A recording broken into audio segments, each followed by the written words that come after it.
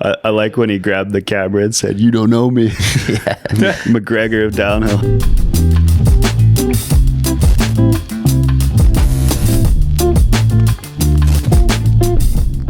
Okay, we're here at Atlas Rideco in Morzine, place to come if you fancy a riding trip in the French Alps.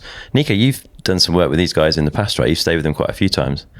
Yeah, the first year I started my frameworks project, when it was just me and my mechanic, we stayed with them for 3 weeks that summer. Like any off week that we had, we came here, and it was really easy because they provide everything. They have all the meals covered, which are really good meals. The food's insane. It's crazy how good it was. Way better than I expected as an all-inclusive thing. Because we've gone to other places in the past, and the meals here are just incredible. And then they get the lift passes for us too. Nice. And they basically just like turn up and all the little things are covered, and it's in riding distance from the plane lift. So it was a perfect place to come on those off weeks. And then as our team grew, they sponsored us and would help us out with lodging in those off weeks. So then our whole team would come here. Yeah. Like with Asa and Angel and Anna, we've all come and stayed with these guys, and they take great care of us, and it's a really good hub to be based in the off weeks. Like, we're a North American team, so the weeks off in Europe are pretty challenging. Like in that first block, we were 10 weeks on the road, and we can go someplace cool that's fun to ride, like Morzine, and stay with these guys and have a little bit of time off cooking every meal. That's nice, eh? It's such a huge help. So no, we love staying here. It's awesome. Fair play. They've looked after me very well for the last couple of weeks. Ollie, welcome. It's been a challenging weekend for those trackside and those on the track, but not your usual sunny World Cup weekend strolling up and down the hill, eh? Everyone thinks it looks like the dream, don't they? And then you're stuck up there in the rain. I kind of skived a little bit of the time on track, which maybe I even talk a bit about now, but and I'm sure we'll talk more about when we know about the track, but it was such a changing track anyway.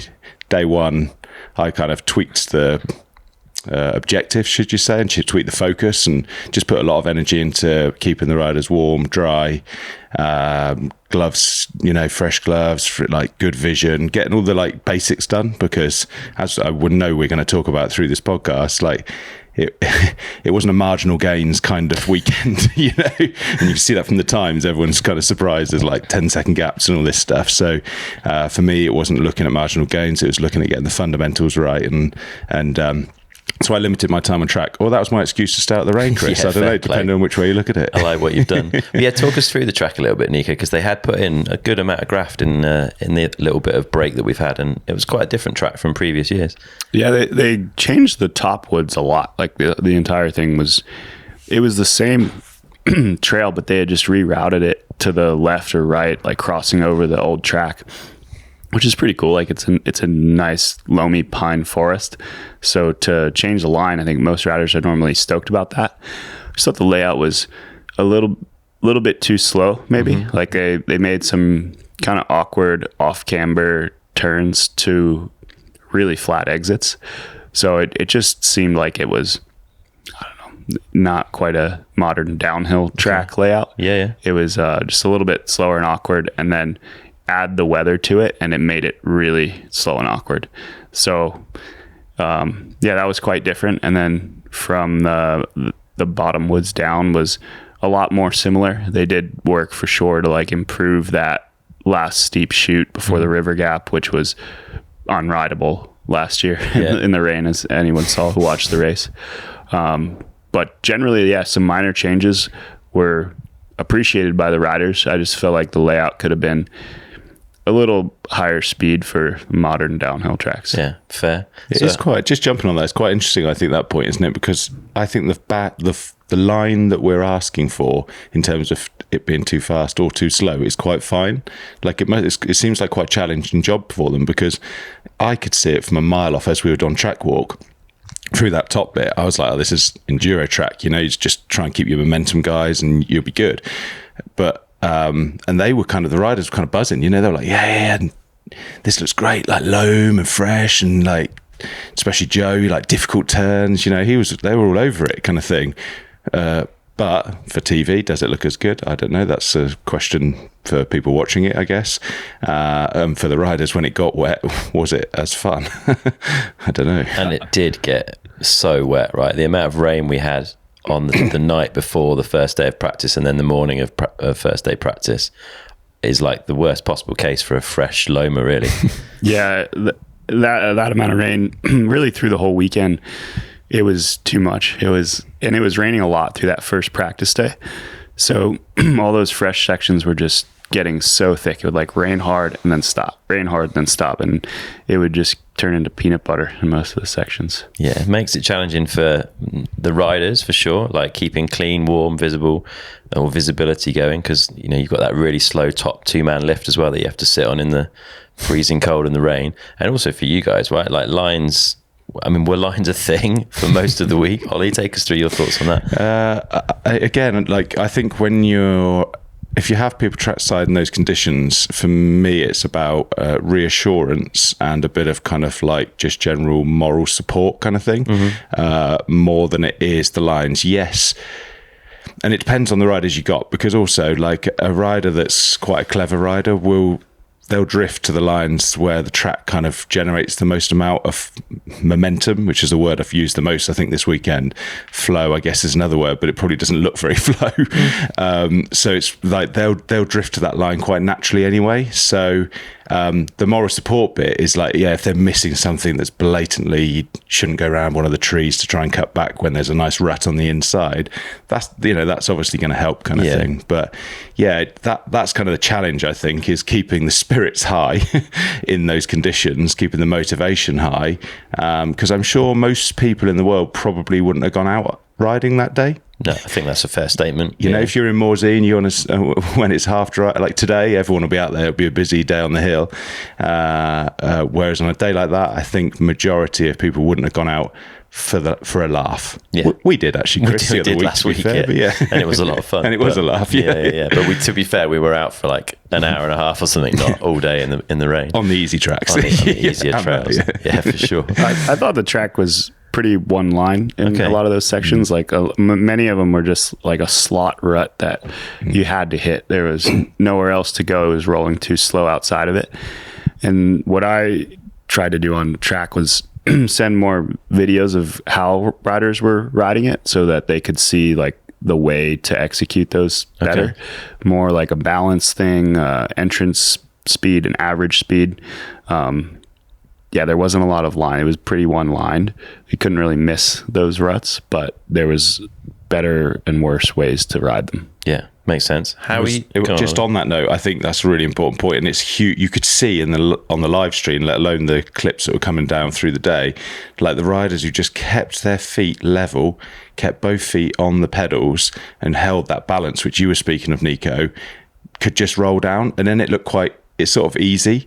Yeah, I kind of like, I summarize this race as like, it's nothing, it didn't look special. None of it, even watching it back, some of it this morning, none of it looked special. But the special thing was keeping your balance, which normally that's kind of a given, isn't it? On a dry, fast track, you're like, well, yeah, you'd hope that all the world level racers can do that.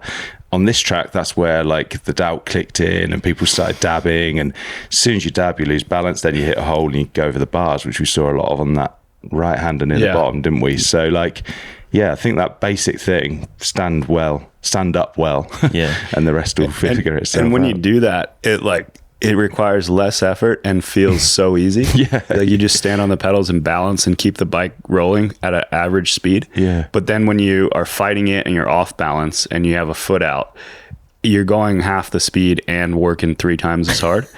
So you got like having the patience to like ride it well can pay off hugely. It takes a lot of confidence though, doesn't it? It's easy for us to stand here and you know what it's like in tracks like that as I do, but it takes confidence to go ahead and just do that really simple thing. So it's easy again, to shout out at riders, say stand on your pedals, keep good balance. But when you're coming into a steep chute and you shit yourself because there's just mud everywhere and 3 different ruts crossing each other, probably you think you're taking both feet off at times. So like it's easy said, but as we saw this weekend, really hard to do. Tyre choice, Neko, talk us through that. I've spoken to teams that were running dry tyres, that were running cut spikes, that were running full muds, And, you know, again, changing between those three through the weekend, was it something that you guys paid a lot of attention to? Did you change much? We were running Continental, so we ran a mix of the Hydrotol and the Argotol. Yeah. Which the Argotol is like a intermediate tire. They hardly ever run the Hydrotol. It's like it's a really extreme tire, yeah. like a Wet Scream, something like that. It's a little wider, so it's, I'd say, more of a modern tire that's works well. And I think Anna ran it front and rear, and Asa ran the Hydrotol in the front and the Argotol in the rear. Okay. Saturday, as things were drying out, they switched to the intermediate tire, which was probably better in those conditions. And then Sunday it was wetter than we expected, more rain coming down through the day, so they were back to the Hydrotol. Yeah. But I think really what you needed was a tire that could cut through the mud and not pack up. The tread pattern probably didn't make that huge of a difference. Like you can't really feel anything in those conditions, but you just needed something that wasn't going to pack as much and would clear out nicely. So I think the narrower mud tires with big spacing between the knobs were the go-to. Those were the ones. What about bike setup, Ollie? I've spoken to a few teams that they go as far as having different shock tunes and different kind of wheel builds with different spoke lacing or different tensions for wet weather races. Like what do you think about all that kind of stuff? It's a difficult one because in tracks like this, it is mostly the rider. Like it definitely, like the setup is a less of an important thing. The speeds are slower, so it's not like you're searching for this high speed grip maybe on other tracks. So the importance is definitely reduced, you know. Okay. The right mindset on the rider, and like we were talking about, that their technique is going to be way more important.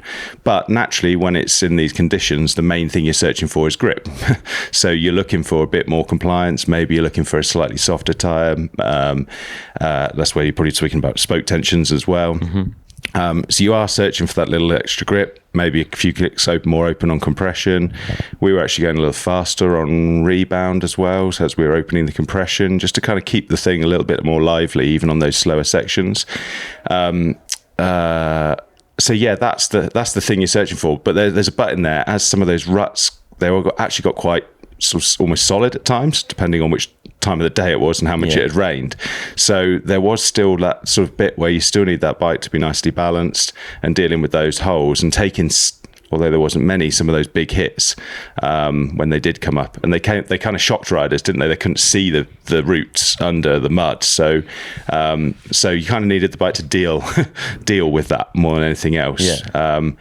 But yeah, I come back to it. I think it's more rider for sure in this scenario. I think the condition was changing so much, and like I said, you couldn't really feel the ground, so it was really hard to be too picky with the bike setup. The bike's also changing a lot. It's getting full of mud, and they're like 8 or 9 kilos heavier at the bottom, right? On when it's starting to get peanut butter, which makes such a big difference in feel. So, from my perspective, like on this track, what you wanted grip on was the slick roots, and there was nothing you could do to make that better. So making your suspension softer wasn't going to help that anyway. And this one in particular, because it was so soft and thick and there was ruts everywhere, you needed the bike to hold up. Like you didn't want to make your suspension softer, because then you would just blow through the suspension more. It would like contribute to some of those like getting pushed over the bars that we saw in the race. You could make your tire pressure a little lower, and that may help a little bit with some of that grip thing. But for me, this track, like it didn't seem like it was a ton of grip that they needed. Like it was just soft, and that thick mud had ruts in it that you could compress into. It was the roots that were deflecting. And you didn't want to change like your, I guess, dynamic position in the bike too much by changing the suspension. Okay. It was more like what you could do to reduce the bike from getting heavy in mud and try to keep it working consistently from top to bottom. So a lot of teams like doing the rotor covers, putting mud foam, putting like things that would help the bike not get packed up. Those seem like they would pay off more than going into like a setup change. Yeah. Because like I said, the track was changing every single run, and there's new holes, and the rider can't even ride the same line twice if they want to, because it's so unpredictable that fine tuning the suspension and setup that way wasn't. I don't think they could have even noticed the difference. Maybe mentally they like the setup, like the strategy makes sense, but this track wasn't like it wasn't slick in the same way. It was just soft. Yeah. Okay. Which is like those soft ruts, just like feel like they just pull the bike in. Especially when the bike weighs 8 or 9 kilos more than it should, right? Yeah. Like, that's even worse. I think that comes back to that point of like, and again, maybe experience is one of those things, but learning not just to do what you always do as a team, you know, for your riders, because actually you need to refocus on the important stuff for this weekend. And it's so easy, you know, I don't think anyone even could have run telemetry in those conditions, but you know, you could run it, but it's not going to record anything. It's not going to record it, but like, I'm sure some people were still wanting to, and I was glad it was muddy and our team didn't even think about putting it on, because like it wasn't actually going to help in this scenario. Like, again, it comes back to those, we're not looking at marginal gains here. You're looking at getting the basics done really, really good, and if you do the basics well here, as we'll talk about, you're gonna probably win it. Do you have a wet race process for the team? Like, obviously you've got a pretty consistent process at a, let's say, inverted commas, normal race. This was far from normal. Like, we've had muddy races, but it's rare that we get one that's this muddy, this consistently, and this variable, especially on fresh cut track. Do you have a go-to, or are you kind of working through it in the moment? Documented, no, especially our team being quite new. In like across mine and the head mechanics mines, definitely yes. Okay. Then there's like the individual riders and their own processes within that. Yeah. So someone like Joe, an experienced rider like him, for sure, you know, he has his things he changes. He's fully in.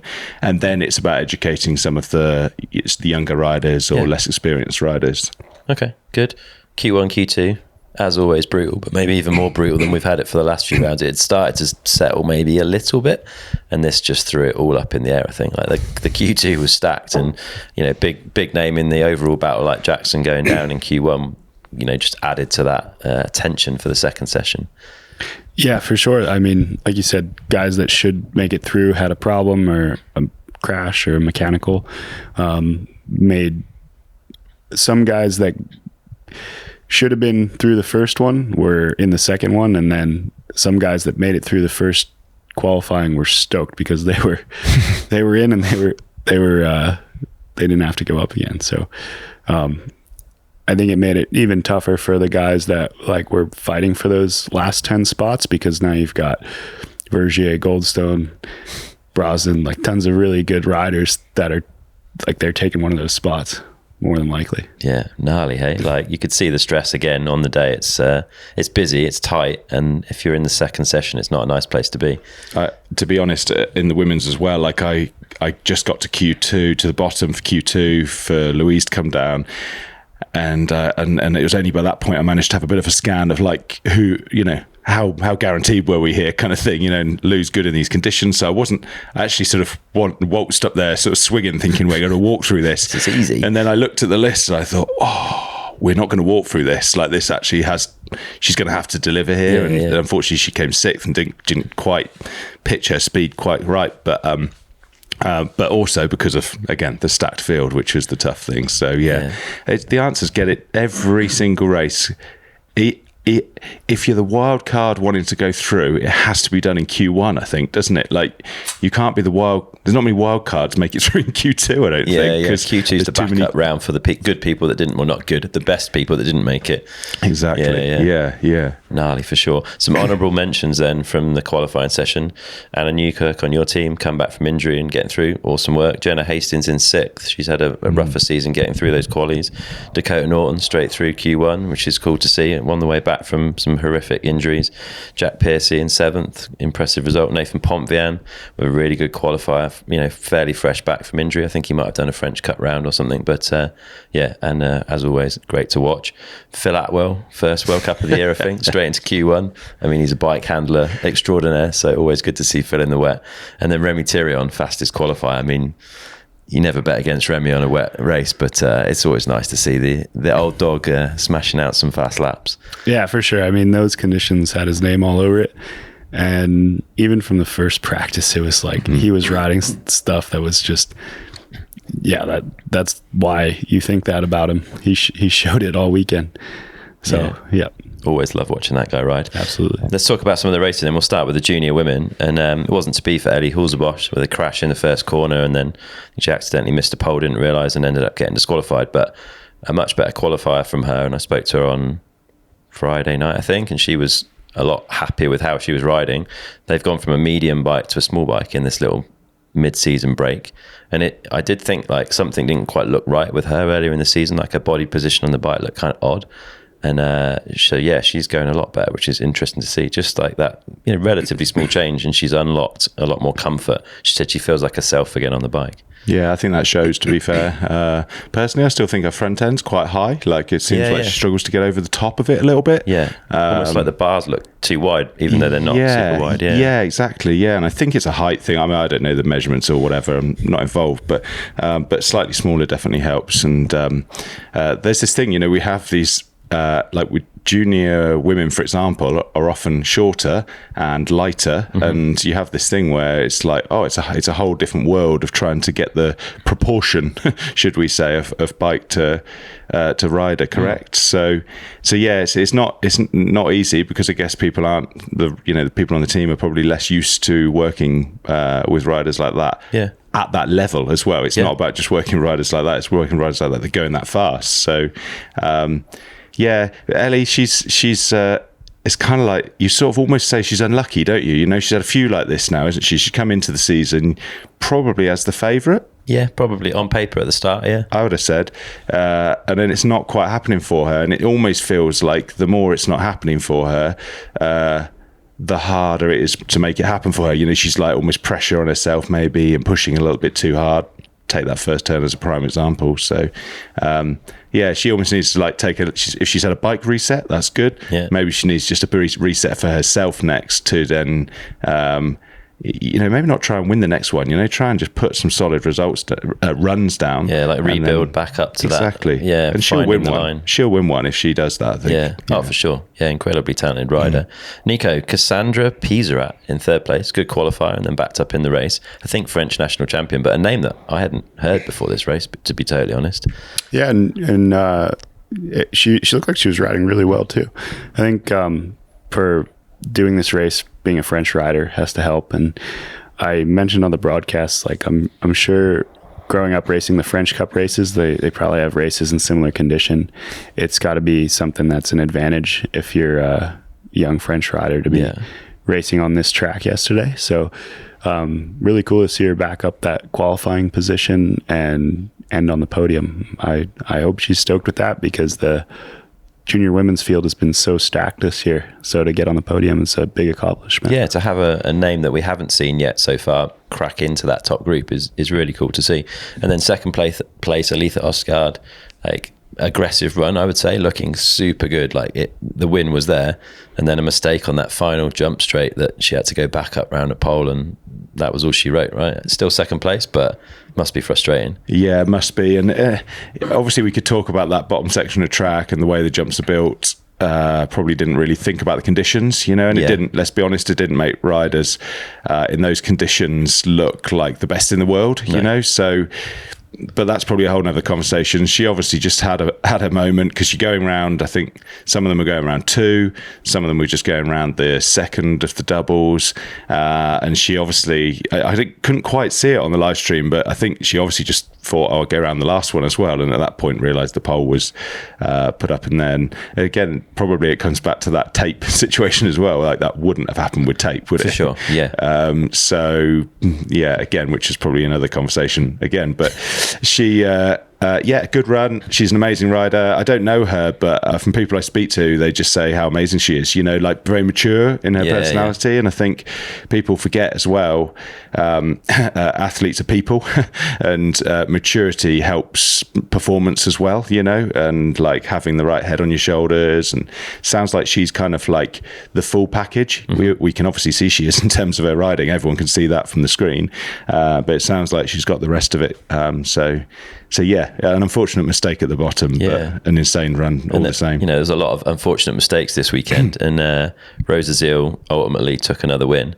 But I can't remember the last time someone took a World Cup win and was off the bike pushing it at some point during the run. Like, it just shows the level of chaos and the challenge of that track, because she didn't, I think, quite have the speed for the little creek gap at the bottom and to walk up to the beeline, but still did just enough with the Leith's mistake to take the win. Yeah, exactly. I think she planned to hit the jump and then coming in was off balance or didn't feel like she had the speed for it and had to run the bike through the river to get around the jump, which is, like you said, amazing that was still enough to win, but probably wouldn't have been if Aletha didn't have that mistake. So a mistake from both of them, and she came out on top. But she's just been so consistent this year. She the whole run until there seemed like fairly mistake free. Just good average speed. Just made it look easy. Just riding down the trail. Nothing crazy. No big mistakes. So yeah, I mean, that's what you got to do when you're in the leader's jersey. And aside from that issue, it was she did perfectly what she needed to. Yeah, the pace she rides at whilst making it look very easy is quite scary. It's amazing, isn't it? Yeah. I got to jump on the resilience side of it. You know, she could have crashing in that turn and not having the speed for the jump.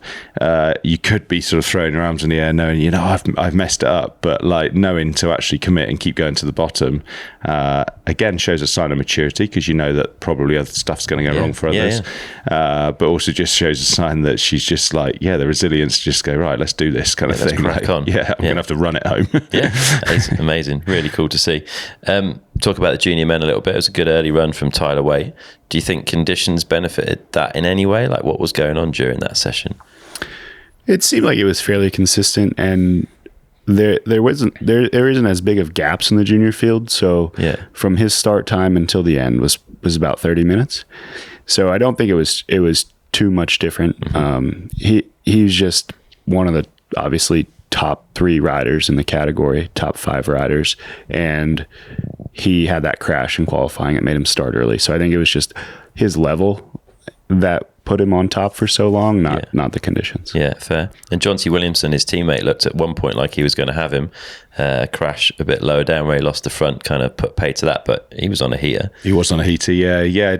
It's an awkward way. You can't quite see it on the camera there, but as you turn right, there's a route, just quite a big route, just on a camber, and you have to slightly unweight over it, but obviously how boggy it is and how sloppy it was, you couldn't really do that very well. So I think they were just, from what I could see, they were more just riding over it, and he must have just caught it at the wrong angle and it spat him into the tree. So an unfortunate mistake, but again, it's cool. You know, the juniors, it's just cool to see how much they're just going for it, isn't it? All of them. It's amazing. It's just dogfight out there, isn't it? It is super cool. And Asa, kind of looked like that was going to be the one at one point.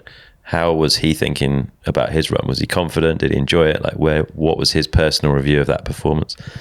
I thought he looked great as well. Like, that the time was really good, and it looked like he rode a lot of the sections pretty aggressively. He thought that he had his feet off the pedals too many times through some of the deeper ruts. There was a section where you could see he was trying to get back in and couldn't get it into the pedal. Yeah, he had both feet off a couple times, and like some of the longer ruts, like there's like one exiting the woods before the lake, he had a foot out the whole time and trying to keep the bike rolling, which is small details. Like, overall, he had the 5th fastest time of the day. If he would have been in the lead, he would have been 4th. But Max just did everything better, and it's at this point it's starting to sound like a broken record, but like, Ace is riding great. Max is just on another level in these race runs, and he's showing Asa like, this is what you can do if you do everything perfect. And it's tough to put everything into the weekend and just keep coming up a little bit short, but it's ultimately, I think, good for the kids to be pushed to that level and have that example of, this is what you can do on the track. Yeah. So no, Asa was overall pretty happy with it. He's not really a mud rider. Where he lives in Colorado, he only ever rides mud when he comes to a race. So he's not great in these conditions, but I thought he rode well considering that. Yeah. Would he be tempted to ride flats out of interest? No, he never mentioned it. I don't know if he's ever really ridden flats on a downhill bike. No, fair one. I saw Martin, we'll speak about him in a bit, but Martin seemed really good at just like taking a foot out, bringing it back in, not out, off, because he was in flats. And it was that kind of on-off thing. He was quite comfortable doing that kind of thing. And I wonder with Asa, like almost like if he's happy, if he wants to take the foot out, at least he could do it, but keep better balance on the other platform, if you know what I mean. But yeah, possibly. I mean, I think the best way to do it would have been to just keep your feet on like Max did. yeah, true.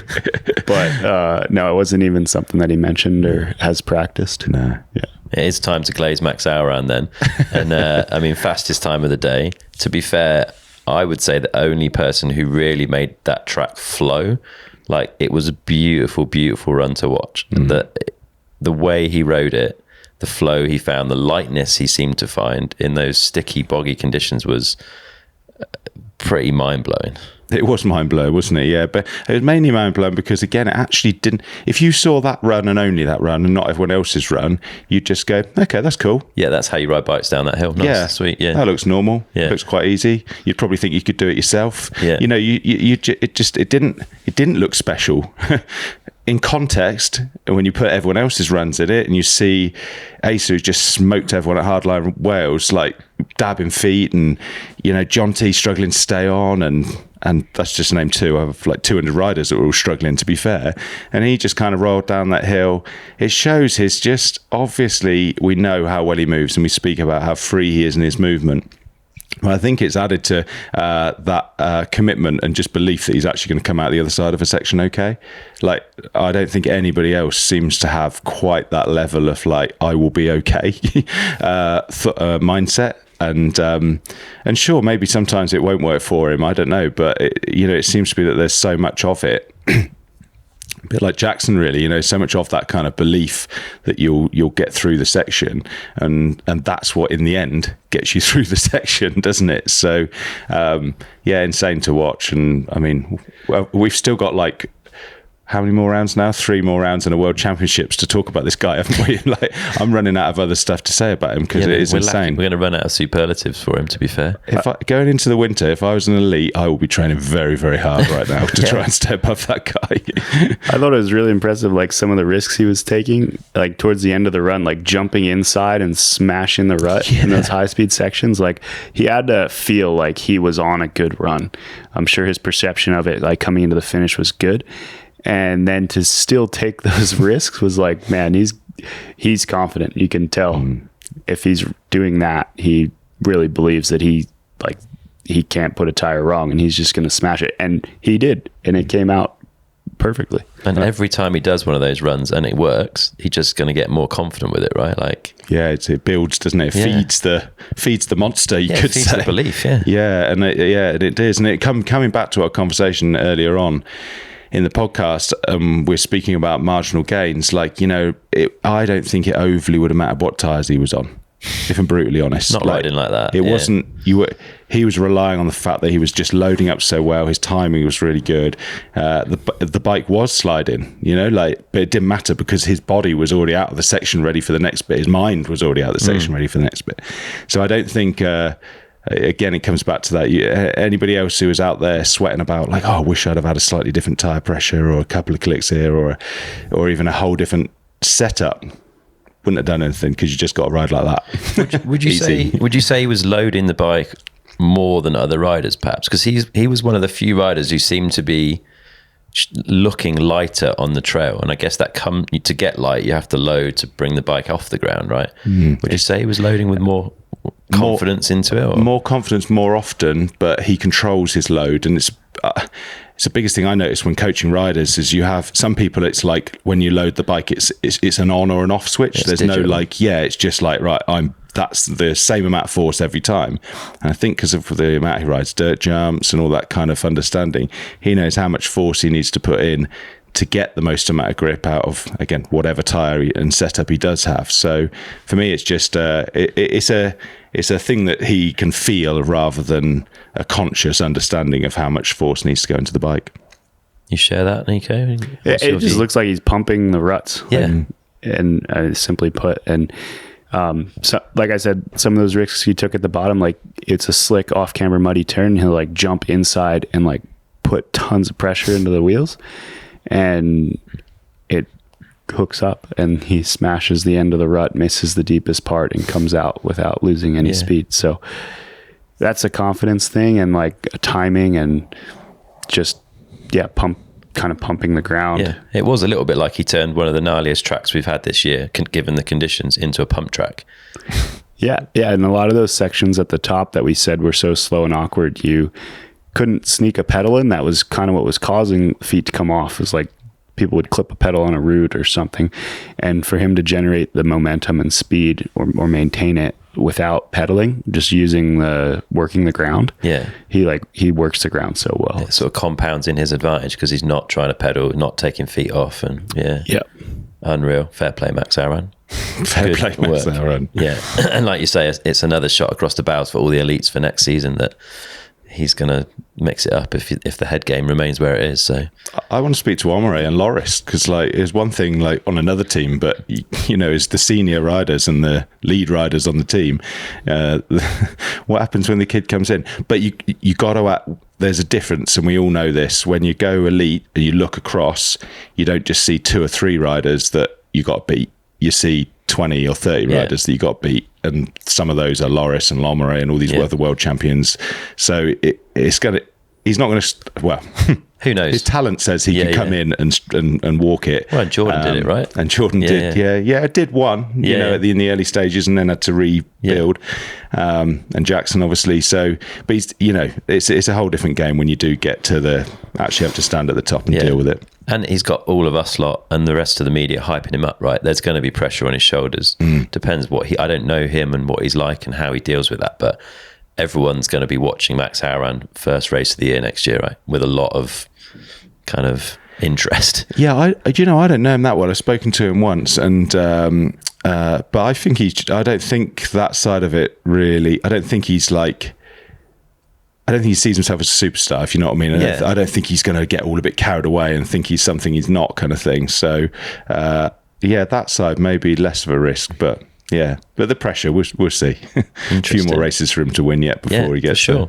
Elite women, then we'll move on to that. 5th place, Gloria Scarzi, enduro background, very talented rider. I think injured earlier in the season, coming back, and good quality, 5th place in the final. Do you think that enduro ability to kind of read terrain and to adapt and to be riding a track that you've maybe only ridden once, do you think that helped this weekend? Because we've seen a few enduro background riders do pretty well.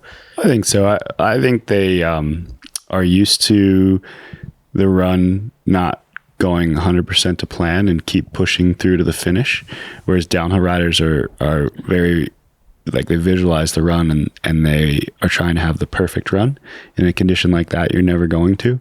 So the mindset is probably easier for them. They have more experience with it.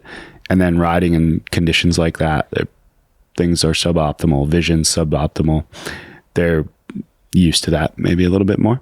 But I think just generally, she's a strong rider. The track was pretty slow for the women, so being able to generate the speed and keep the bike moving, she just, as a downhill rider, rode it really well. Yeah, it's good to see. It'd be interesting to see what she can do from there. Like, there's a lot of talent with Gloria that we've maybe not quite seen the best of yet. So and it comes through more with the technical stuff. And again, I take it away from even anything to do with enduro. She just very good at riding technical terrain. And that. So you come to this track and it helps. Yeah, and then another rider that's good in technical muddy tracks, Camille Balanche.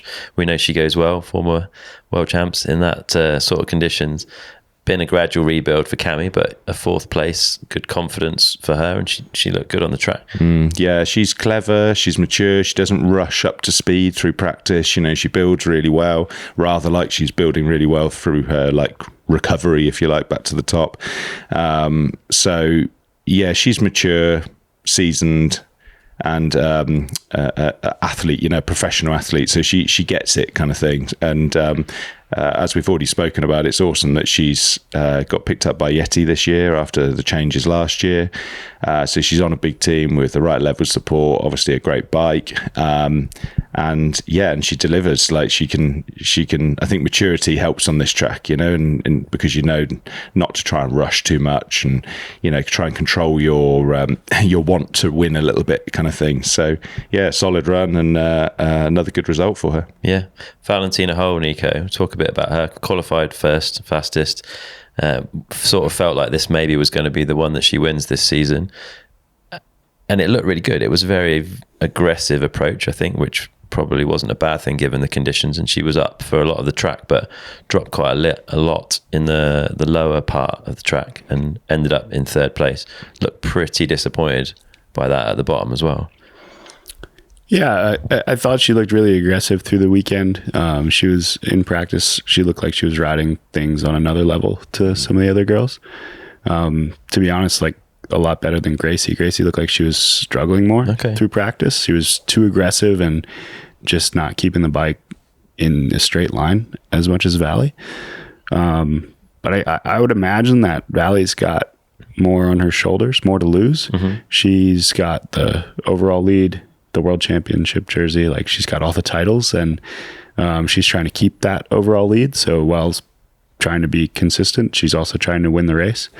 And I'm sure she felt like that was a good run and was just a little bit disappointed again that it was like lacking that final little bit on the end to win the race. She obviously had like a really good first half, and then just, I don't know if it was a mindset or a strategy, but this getting through the finals 2 splits, she looked more conservative, which you can understand if you're trying to maintain the lead in the overall.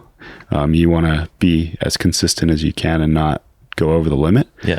Whereas it looked like Gracie was just going for the win. So maybe that had something to do with it. Maybe she just it's all she had. I don't know. Yeah. But sure, she's disappointed because she wants a win at this point. Definitely. And fair play, actually, we should say to everyone on the YT mob, because there is challenging times at YT with them announcing the self-administration. I'm not sure of the technicalities of it, but it's impressive to see that despite the race truck not being there, they're making it work. Yeah. They've got good morale. All the riders had a really good weekend, to be fair. Yeah, I think that's a really important note. I think, like, forgetting the truck, because the truck doesn't win races, but the unsettled sort of nature of it, have I got a job, this sorts of stuff that's going on, to override that, I think is really, really good, and for them to override it, but obviously very challenging for them. More on their mind, really. Yeah. Like, even like all their riders are in a good position. Like if they need to find another job, they're the best riders that you can find that are available next year. But originally they were thinking that they don't have to worry about that this year. They just focus on racing. And even if it's a positive thing, like thinking about an opportunity, a bigger opportunity, a different opportunity that maybe because of their current value is an improvement for next year, it's still something to think about. That's not the race that's happening right now. Yeah. Which may be a distraction currently. Yeah, for sure. It makes their performance even more impressive. Just probably one more note on Valley as well is somebody said to me, is she going to do what Matt Walker did, which is win a world championship without an overall without winning a race? Yeah, could well happen. Definitely harder to do. Like the year Walker did it, there was 4 races. Yeah.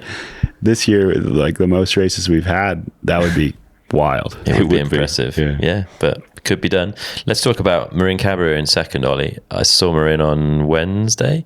She'd literally just gone and ridden some plenty laps the day before. It's the first time she's been back on the downhill bike after breaking her back in the Tweel. I mean, obviously she's had that injury before, so there's an experience and she knows, but she'd been to the doctors. They were like, yeah, it's not fully healed, but it's stable enough that you can have a go. So to take that, mental fortitude to try it, to give it a go. And I think Fab said on the broadcast, like, she wasn't even sure whether she wanted to go into the qualifying rounds and stuff. She did. She got through the week and she's come out with a second place. Like, that is incredible result. Incredible. It shows again that experience and maturity and just that kind of, I mean, she's always had it really, is that kind of she's just a racer, isn't she? You know, like all the fuss and anything can go on beforehand, you know, to the point of recovering from serious injury. All of that can carry on, but she would still deliver on the day. And that's the thing. And we actually spoke about this a bit over the weekend, and the importance of those last few hours leading into your race run are massive. And somebody like her, she's got those last couple hours absolutely nailed, you know, even with all of the fuss beforehand and having to get back on the bike and rebuild and blah blah. She can still just go, right, I plug into this process now, and that leads me to my race. And then you just got to suck it up for like 3 or 4 minutes, haven't you? You know what I mean? Like, so whether you've had a bad practice, a bad race weekend, or a bad couple of months leading into the race, you can still turn it around in those last 2 hours, you know, and get your head in the right place to deliver. And that's what she did. It was incredible to see. For sure. And I think from her perspective, this was like a shakedown for world champs. So if you do a shakedown back from injury and you get second, you're going to go into world champs swinging, I would have thought. So yeah, it's going to be one to watch for sure. Neko, let's talk a bit about Gracie then. Do you think she toned that aggression back a little bit for her finals run? Do you think the aggression just paid into her favour? Because it definitely didn't look like a safe run. I think she just figured out how to manage it. And what I meant when I saw she was riding too aggressively, like some of the sections I was in, she would get deflected by roots and have to push back up, and was just like not keeping the bike holding forward momentum. Mm-hmm. She was almost putting in like too much effort and getting thrown offline. And if you watch her race run, that didn't happen. She figured out how to channel that aggression and time it correctly to keep the bike driving and not be deflected by all the roots out there. So whatever happened, she figured it out and mastered that condition. So no, that was an impressive run. And as we said, like built through, like Valley had faster splits in the first half of the race, but then Gracie really turned it on towards the bottom. And honestly, maybe Valley rode the bottom the best she could. Gracie just took it up a notch. But hard to say how they both felt about it without asking them. But she just was aggressive and built through the run, which is super impressive and what ultimately got her the win. Yeah. Isn't that what and again, I don't analyse all of her runs, but I feel like that we've spoken about that sort of building into the run for Gracie quite a lot this season, haven't we? Like she doesn't rush out the gate, you know, doesn't win the first sector necessarily, builds in and then goes faster and faster. I mean, it might match with the fact that the technical bits are further down and that's the bit that she's so strong at. So I'm not sure, but yeah, clearly that's her style or approach to racing, isn't it? Yeah. And it's awesome to watch. Right, let's move on to the elite men's. And this was the blip on the radar for Jackson Goldston's season that may well play into the overall. We don't know yet. But obviously a crash in Q1 and left him with work to do in Q2. But he did what needed to be done to get through into the finals. Can I just jump on his crash a minute? Because I've seen him have a couple of spills this weekend, or moments this weekend, as everyone did. He never actually gets away from the bike. He's always seems. Do you see the crash? Like he still has his hands on the bars and his legs are kind of obviously off the cranks, but off the pedals. But he's always like, he seems to have this good spatial awareness or agility, whatever you want to call it, to kind of never be too far away. Whereas like, I think anybody else would be like rolling down in the mud and gloves covered in dirt and all the rest of it. And he just had to lie down and, you know, lost the minimum amount of time that you could for that style of crash. Yeah. But I could think of 2 or 3 moments just this weekend where I was like, oh yeah, he never really, the crashes, he seems to save them really well, you know? And, interesting. And that's something, you know, what it is, I don't know, confidence. Yeah. We know he's spent probably the most amount of time over a bike probably than anybody in that field, even though he's not the oldest. So yeah, maybe it's just at one with your machine. I don't know, but it was really obvious to me seeing that. But his Q1 crash was the same spot as his race run crash. I think he had his front wheel the other side of the route the first time, crashed, and then the other side in the race run and crashed. But from a damage limitation perspective, like his ability to get back up, fire, I think he was second fastest in the 4th split, which is kind of crazy. Like that's an impressive performance as an athlete, as a racer, to kind of save that as best you can, right? Absolutely. but that just goes to show what was on the line for him a lot more than other riders. Sometimes you have a crash and a run. It's hard to put the same level of commitment into the rest of it, but obviously he knew what was other people were going to have trouble today, and he needed to maximize as many points as he could get, and rode that bottom section well. And maybe those points are going to be the ones. Obviously it was enough to keep the lead, but maybe by the end of the season those couple positions will be enough to win him the championship. Yeah, fair play. It was a mature run from Jackson. Let's talk about Joe Breeden, your man, back from what he thought was a season-ending injury, potentially ACL based in La Tuile. Like, he was pretty broken after that, and to find out that he could get through that without surgery and be back is pretty impressive. But again, I don't think much downhill bike time at all coming into this race, and to take that experience and to go and execute and get a 10th is really impressive. Oh, so impressive. Yeah, he was actually disappointed as well. So, like, because he wasn't very stoked on his run delivery. Do you know the first thing when he got into 10th, because it was, he came down a bit earlier and there was a few people making mistakes, and we were like, oh, it could be a top 10 here. And the first thing I thought is he's going to get the mention on the Downtime podcast, Chris. So cheers for that. But yeah, he literally has. He actually, I don't think you mind me sharing, he had almost a sense of relief when he got injured, because he's so busy, like, trying to get contracts for the team and the financial element, which is obviously such a huge part, because it costs a lot getting teams around the world. So he's put so much energy into that. When he crashed, he was like, that's like one of my jobs out the way. And he thought he was going to be out for the season, and he was not happy, because as a team, we need the points. And if in my role of trying to make sure we have points, that was not good. But there was definitely an element of like, okay, cool, let's just sit back, we'll do this. Then he found out after the scans that he was going to be, it could make Ligier, or at least make the world champs. So he put effort into the rehab, and Joe's very clever. You know, he's like, he'll do the right things at the right time. He'll have the right people helping him, and he'll just get it done. So he focused very heavily on that. It went really well, and suddenly it was like, you're going to be ready for Ligier. So we flew him out here like a week before. He had maybe 4 just mornings on the bike. He would only go out at 9 because it's quieter in Morzine. He'd ride till midday. Some of the days by himself, just a 6-run pass, which I didn't know you could do out here, to save himself a few quid on the full day pass. So I think he did 4 mornings on the bike, and he felt really comfortable straight away. He's got some great knee braces, but the reason, I think, 2 reasons I think he got this result, which is his best result this year, and his best result where luck wasn't on his side, like where he's had a couple of years ago where it's like heavy rain game stuff. But the 2 reasons were, one, he's really good in these conditions. Like, he loves it when it's a bit more technical. He can get out the ruts. He's not ballsy rider, so some of the really high speed ones, he won't take the risk. So I think that, and then the other one, pressure was off, wasn't it? Yeah, true. Everyone loves the pressure being off, you know. He just had to roll down the hill kind of thing. And in Val de Sol, the pressure was on him, because he was like, yeah, I know I can do well here, I want to win it, Ollie, yeah, we're going to do everything, this, that. And I was like, when he was talking like that in Val de Sol, I was head in my hands thinking, I know where this is going. And it didn't go well. Whereas here, he's like, let's just do the basics, Ollie. Let's just roll through, keep, stock setting, nothing fancy, and I'll have a bit of fun. And sure enough, it comes out with a good result. Good man. It's nice to see. Yeah. Henry Piron then in 9th place. What could have been? It was a heater of a run, as he did here last year in, similarly wet conditions. But yeah, that over the bars coming out of the woods at the bottom to put pace out, and the bike flew quite a long way down the track as well. Yeah, I mean, looking at the splits, it seemed like he probably would have won the race if he didn't do that.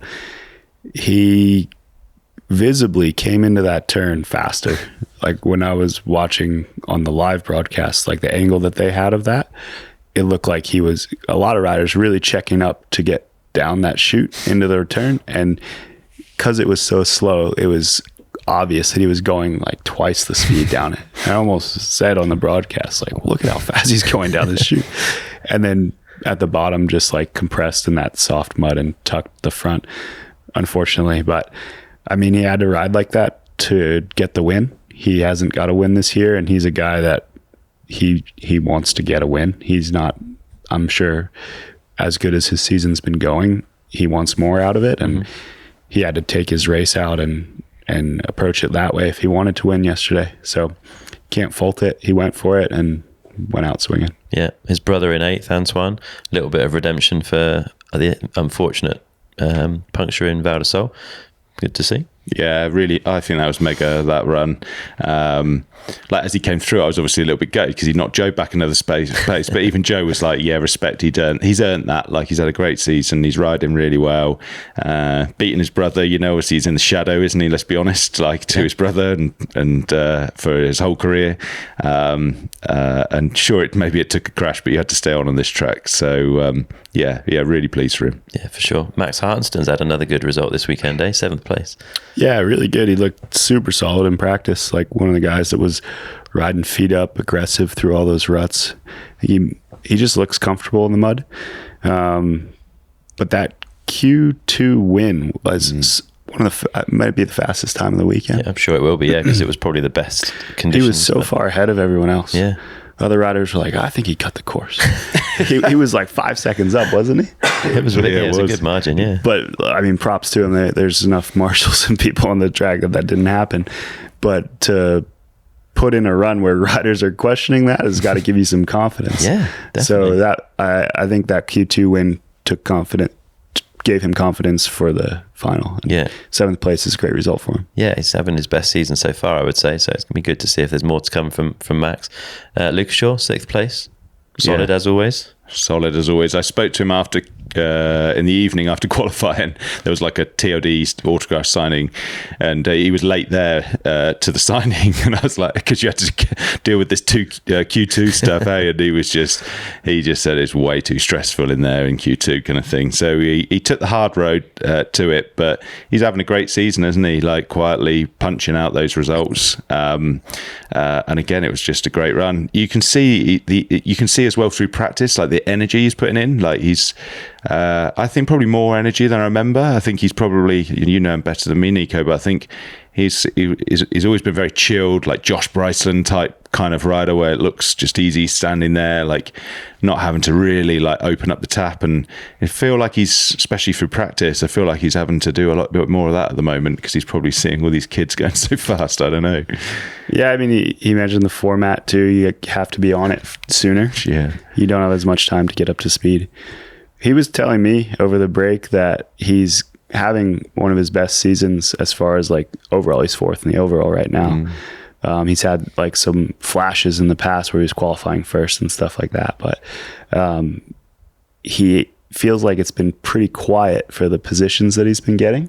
He's had 5ths, a couple 6th, a couple top 10s, and like he described Ludenviel, he got 5th, and 20 minutes after the race they were just packing down the tent like nothing ever happened. Yeah. And in the past that'd be a podium and there'd be more celebrations going on. But he felt like the current structure is like really promoting the guys at the very top, and then the guys that are just below that, like Luca right now 4th in the overall, he feels like it's pretty quiet actually for the results that he's currently getting. That's an interesting Really take. It's point. totally fair. Yeah, it is. It really has focused to the top 3, right? And everything else almost just disappears into the history books. Yeah, and to be fair though as well, if you didn't look for his name, again, you probably wouldn't know that where he was, even in the overall, because again, people are looking for the top 3 now. So yeah, but that's also quite an impressive trait, I think, that you can just, in terms of for him, like you can be that quietly just chipping away, and you may end up seeing him in the top 3 by the end of the season. Could quite easily see him in the top 3 by the end of it. Yeah, I mean, that was his goal, to get up to 3rd in the overall. Yeah, but I also don't think it really bothers him. Like he notices it, but he's like, I'm doing my job. Yeah, totally. And like my job's not to do the promotion. My job's to ride the bike, and I'm putting it in the positions that I was hired to do. So. Yeah, he's doing a great job this year. Neko, let's talk about Loic Bruni. This was his weekend to capitalise on Jackson's misfortunes.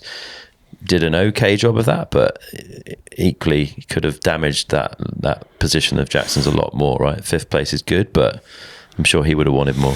Yeah, he looked really aggressive. Like I mentioned, he took a lot of risk in the top of that race run. Like he was offline, like trying to cut across the track a few spots.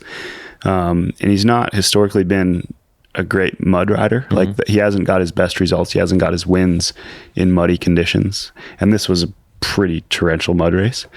So I'm sure he knew what happened to Jackson before he dropped. and he kind of needed to maximize that. Like there's 4 races before this race started. There was 4 races at the end of the season, and there's not going to be that many opportunities where Jackson falters, and he has to take advantage of that whenever he can. I don't think it was bad. Like 5th is good, and it's super tight in points now, but he had the opportunity to get a few more points. So I don't know, it makes it exciting. And I'd say like on both sides, like, yeah, it's going to be exciting to go to the next couple of races. Jumping on his run, it's worth talking about that kind of like managing aggression thing, or controlling your aggression, because he was fast on the first sector, because aggression, other than probably the first turn, really works on that. You can attack it and go for it. It felt like he like carried up. Watching, it felt like he should have maybe just dialed it down a little bit going into sector 2, sector 3, because he was riding really, I mean, it's low, Bruni, of course, he was riding well. Like how he was loading the bike was amazing. His timing was great, but there was a few bits, it was like too much aggression. And like you say, he was chucking a foot off here and there.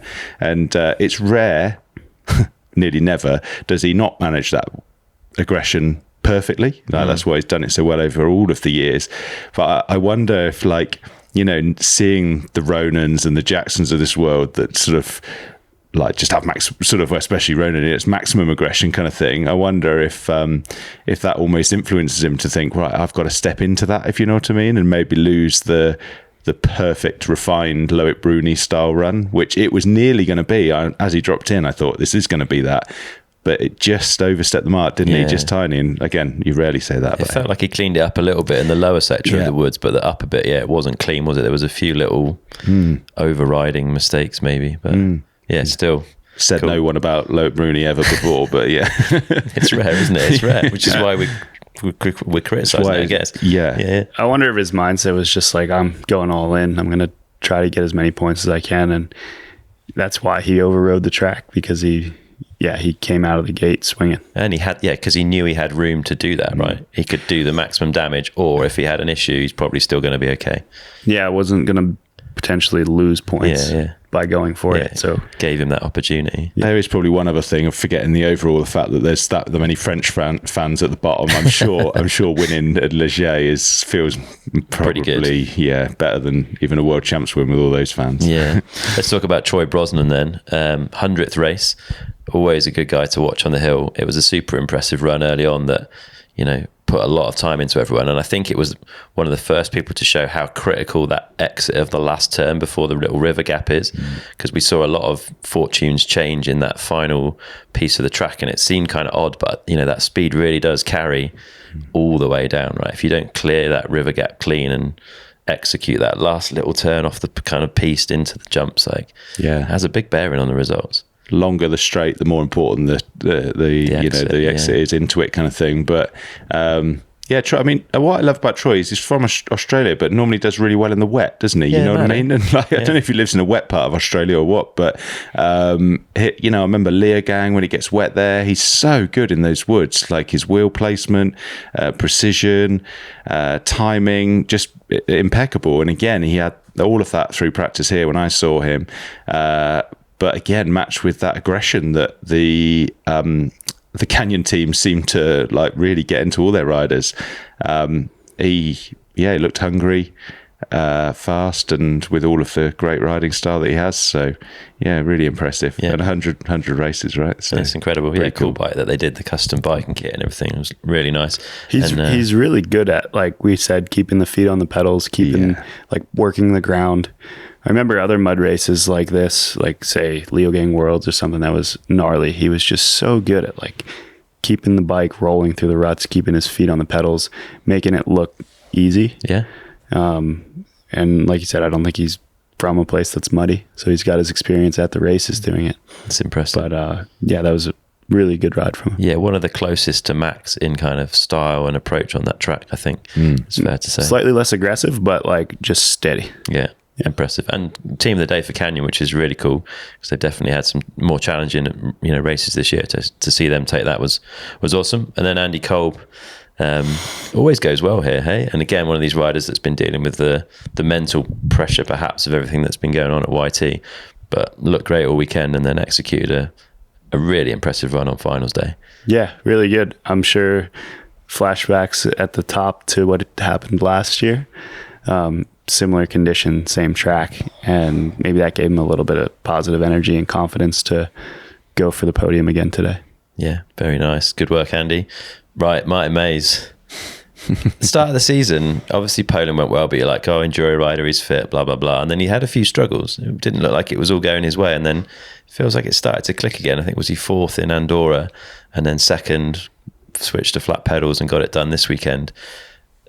Are we going to see a Martin Mays World Cup win again soon? And we know he likes these wet World Cups, but it was a hell of a run. Hell of a run, yeah. And to be honest, I know you should try and keep your riders away from thinking about other riders and focusing on themselves. But I was this weekend from the off, as soon as I saw Martin riding, and actually before even the weekend, saying probably try and ride it like Martin rides it, because what he does really well is he's not necessarily hitting the maximum speed others are hitting, but he's just having the least amount of stops that others are doing, like that momentum thing.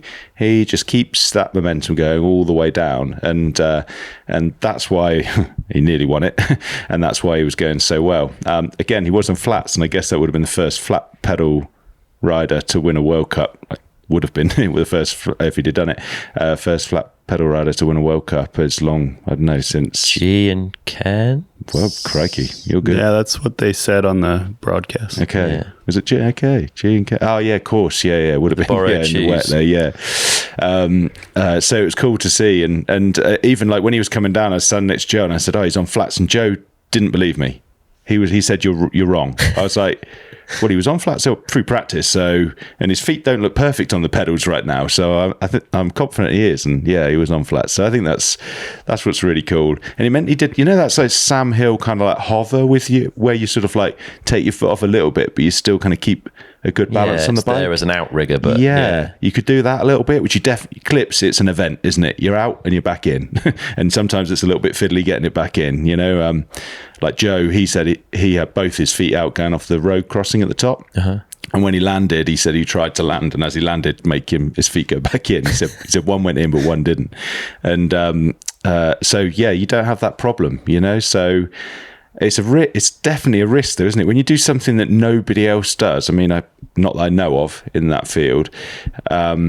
You think, oh, will it be a mile away? But I like the fact that Martin was confident and just going, yep, this is what I know is going to work for me. I know he's raced a few enduros and flats and done really well. So he just went, yep, this is going to work, and off we go. Yeah, impressive lad. I honestly think more impressive than his race yesterday was him. Was it fourth in Andorra? Yeah. That track is like one of the easiest tracks, like as far as there's nothing to separate riders. And that was his biggest struggle, was coming to downhill. There wasn't these technical sections that were creating separation. Yeah. So to get fourth on that track, that short high-speed track where the times are so tight, that was really impressive for him, and I think maybe a turning point. And then come to this, that's got his name all over it. This is easier to expect. Like, he won a World Cup in these conditions before. Yeah. So yeah, good job for, like, both are pretty extreme opposites, and to be as like two great results like that in a row are really good. Yeah, it shows how good of a bike rider he is. Yeah. Do you reckon he just needs to tuck his jersey in on the back, doesn't he? Yeah, I saw that flapping about. Get a cold back. Yeah, still had a muddy bum by the bottom of it. All right, we should talk about Ronan Dunn. It doesn't look like a million laps of Chompery has done him any damage, right? Like, this guy seems to put in more World Cup pace downhill laps than anyone else on the circuit, and it shows.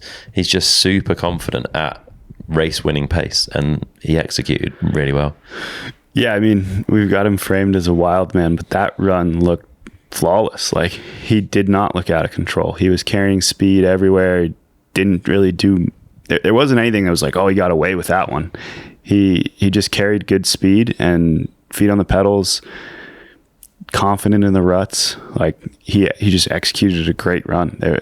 You wouldn't consider that like a kamikaze run. Like, it was really good, and he said it meant a lot to him. Obviously, like, how he went out in La Tuile was not, that looked brutal. Like, that's not what you want to see from anyone. Like, I was scary to watch any rider, and to put that all behind him, have, like, he's so mentally tough. and come back, put in the work, and do all those practice runs. Obviously, it's gotten him the confidence back on the bike, and then the conditions that we had this weekend probably gave him a little more confidence because he knew it suited him well and was more difficult for his main competitors to take all that and then like deliver your best run. Like, it's one thing to think of it and it's another thing to do it, and he did it.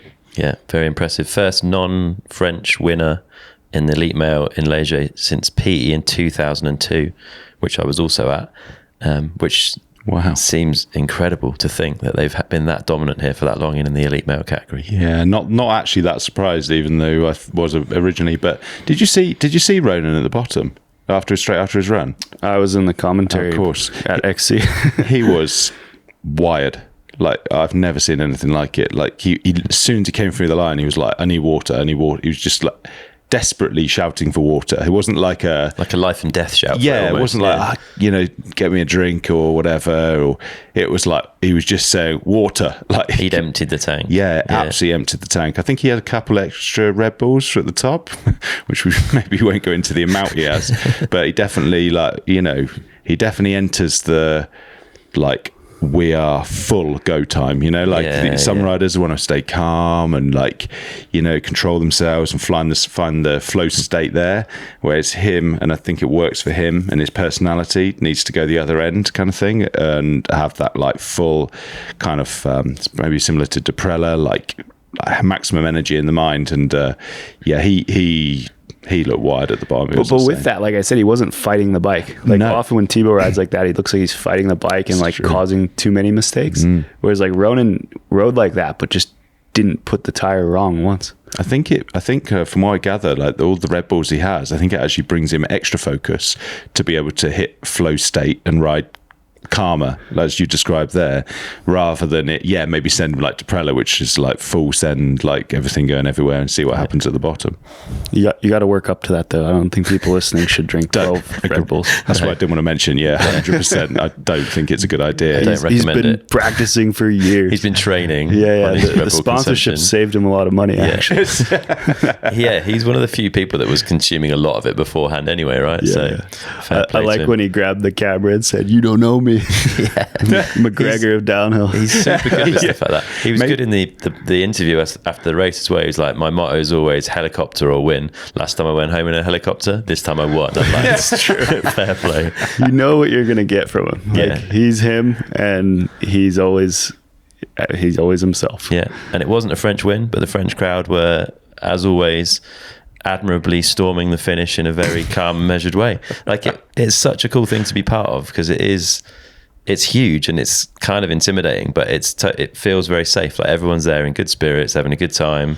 The chainsaws are revving and there's 85,000 people charging the stage, but it's good, right? And I think Warner Brothers lean into it. I heard that they put a few extra barriers in to just try and slow it all down a little bit, but they're cool with it happening. Like, it's a spectacle and they like it. The barrier guy tried, didn't he? But it was never, you're not going to stop him. It's impossible. Yeah. I don't know if this is rumour, but I'm hearing, like, if it actually gets that bad again, that they may not be able to run the races here from a health and safety perspective. Really? I've heard this rumour before too, but it happens every year. And I think it's part of it. People come for it. Now, like, some of the French fans are here. They want to for that. They want to be part of it. Yeah, that's the bit, isn't it? Like you say, it doesn't matter if it's an Irishman, a Frenchman, whoever comes through the line, they'd be storming for sure. Totally, it's amazing. It's a good part of the sport. Yeah, for sure. So we should wrap up quickly with the overall. So Rose Azil leads from Aletha and Eddie Hulsebos. Max leads from Tyler until Asa into fourth. In the elite women's, Valley still retains the lead, no wins, but I'm sure she's going to change that at some point this year. Gracie second, Tiny third. Jackson clings on, but it's getting tighter to Loic in second, Loris in third. That battle continues, and it's going to be exciting to watch. But before we sign off, we need to hit lit kit. So I'll do mine first, because Ollie's reaction tells me he's not thought about it. It's a busy week, Chris. We didn't see any kits this week. This is very true. I don't think my riders wore the kit and only in their timed runs. Yeah, there was a lot of shit kit, not a lot of lit kit. Mostly muddy, black waterproofs. I'm going to give it to Amri's Darko kit. I think the whole thing this week with like the new truck turning up, the special livery on the bikes with the pink and black, and that, I like a black kit, but just the little pops of colour on it and the massive fluoro 4 on the back just did it for me. Shame we didn't quite take the win, but I did like that kit a lot. Ollie, you've had time. To be fair, it's actually quite easy because we had a new kit this weekend, so it's definitely us. And I'm not just saying that; it looks so good. A number of people, had a lot of comments about it. A number of people came up to me and said like how good your TLD kit looked this week. So, and we're keeping that red theme, or like red's the team color kind of thing. And I don't know if I'm almost too used to seeing it now, because racing red's my favorite, but then even though this one slightly different with the red and then the blue, maybe interesting story. But so Millie, obviously, as you know, does her nails for the colour of the kit for each weekend. Sometimes she does them themselves. World Champs next week, she's booked in to get them done this weekend, and the colour on the picture looked red and black. So I always send her in advance because she needs it for her preparation, and I also said it's red and black, and anyway, it came red and blue, and we unwrapped the kit together and prepared it for everyone, and she was like, it's the wrong colour. Within 5 minutes, she had these blue dots on red nails. Within 5 minutes, she's got her nail, I don't know the word, kit out, and is there taking all these blue dots off to put back ones. And I'm going, people ain't gonna know, I'm like, you're all right. It looks good. Detail. Yeah. And she was straight into it, and I think that's so cool. Part of her process, I guess. Part of her process, let everyone live. I think it's well cool. So good on her. So that's our lit kit. Nice, like it, Neko. Yours was super good. The Fox kit this week. Yeah, I'm just gonna have to go with our kit, like Ollie did, just because I didn't see that many kits. Like all the riders were in full rain gear or covered in so much mud all weekend. But no, we had a really cool kit this weekend. It was pretty white for the conditions. Very white. I imagine it's all trashed. Well, like I said, they only wore it in the timed runs, and Asa wore the World Champs one, so I don't think Asa wore the kit once actually. But yeah, it was really cool. It was white and black with like the black had some marbling in it and red Fox logos. So it looked a bit syndicate. I said it was like pretty red and black, but I really like red and black, and our team, like, we just go with whatever Fox thinks is cool. I'm happy to change the color up. I think it looks good to change it up as well. So yeah.